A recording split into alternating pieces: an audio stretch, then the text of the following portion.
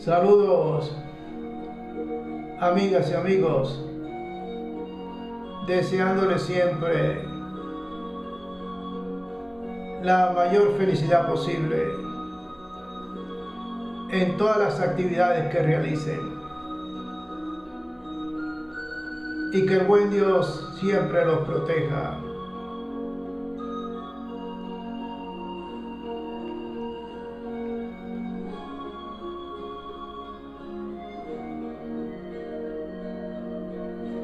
Padre nuestro, tú que estás en los que aman la verdad, que el reino que nos prometió llegue pronto a nuestro corazón, que el amor que tu Hijo nos dejó, el amor habite en nosotros, en el pan de la unidad.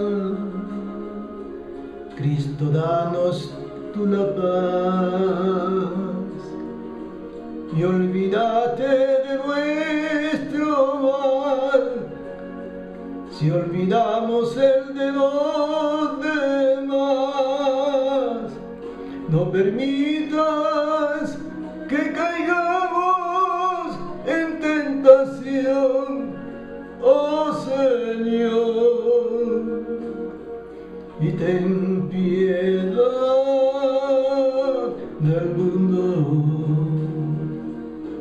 Oh Madre mía, tú que estás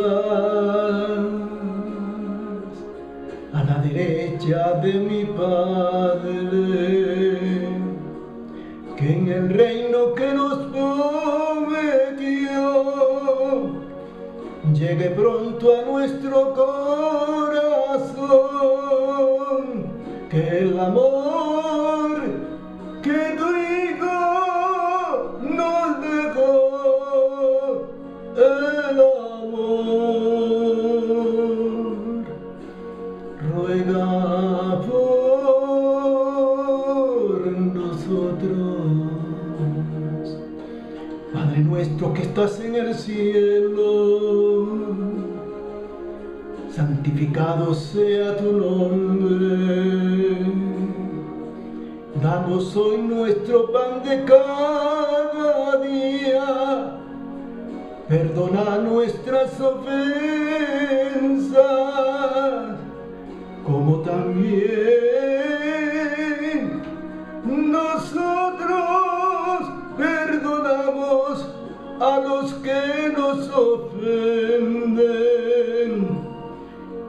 y líbranos del mal. Líbranos